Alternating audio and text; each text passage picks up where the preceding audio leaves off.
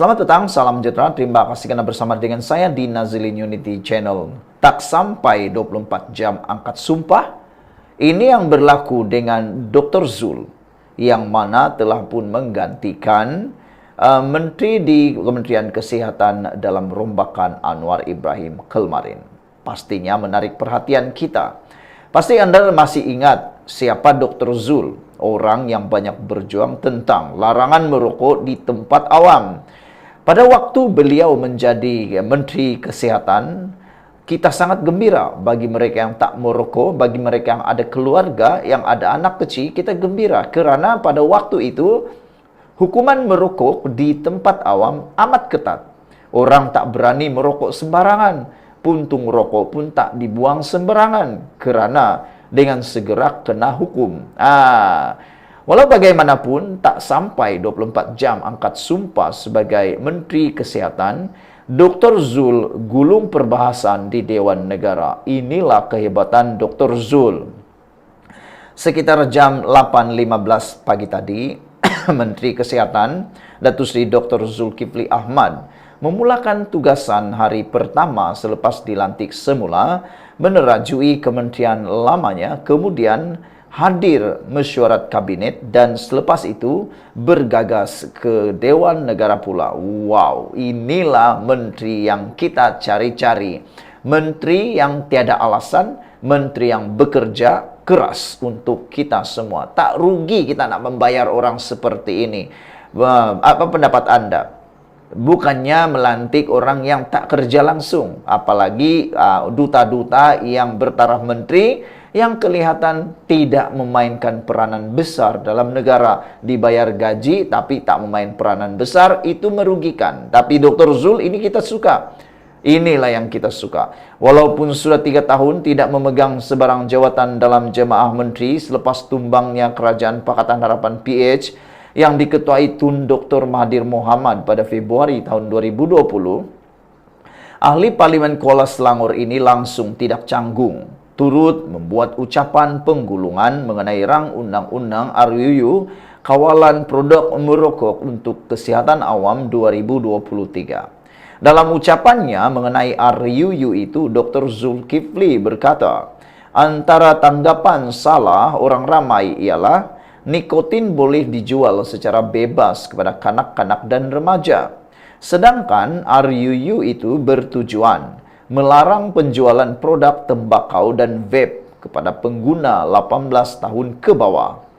Mengakui memahami mengapa ada pihak kecewa dengan pengguguran peruntukan generasi penamat GEG daripada RUU terbabit, beliau berkata, dirinya juga berperasaan demikian kerana beliau penyokong kesihatan awam yang kuat. GEG adalah satu cara untuk mengurangkan ketagihan merokok daripada 21% kepada di bawah 5% menjelang 2040.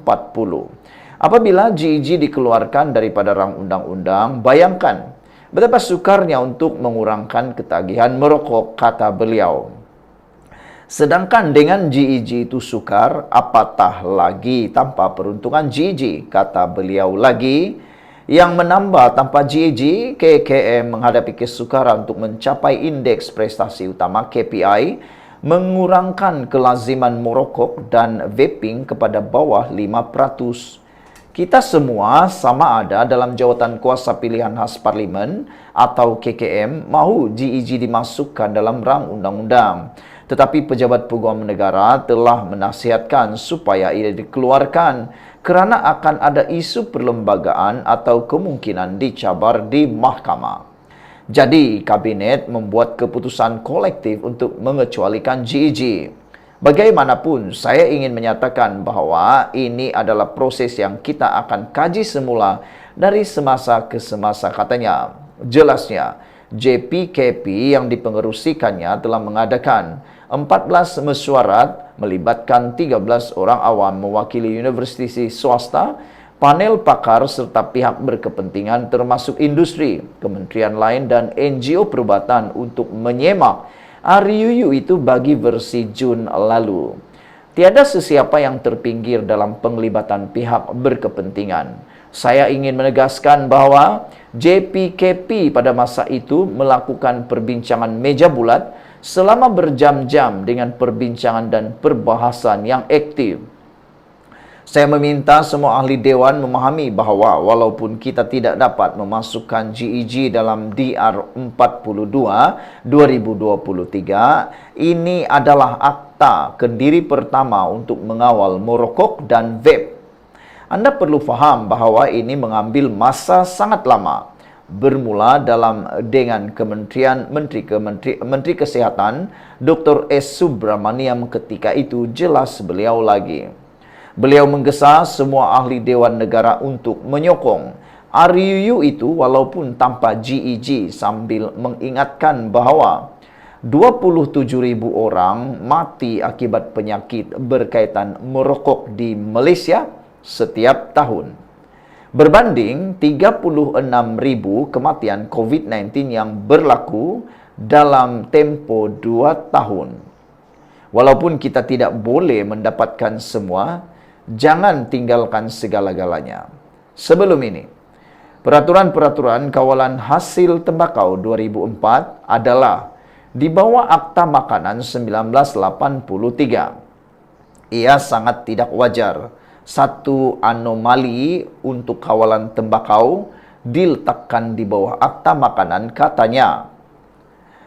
Beliau berkata peraturan sebelum ini juga hanya meliputi rokok dan produk tembakau. Tetapi vape atau cecair e-rokok dengan bahan dan perisa lain tidak termaktub dalam peraturan itu.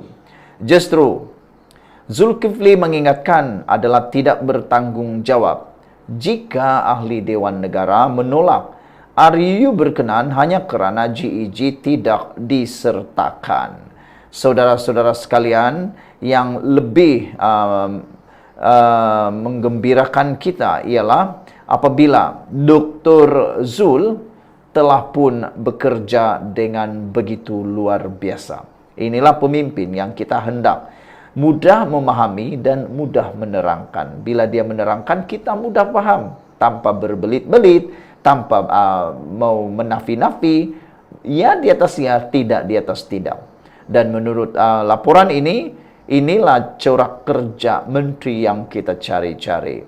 Memulakan tugasan pada hari pertama sahaja selepas dilantik semula menerajui kementeriannya, beliau sudah pun hadir mesyuarat kabinet.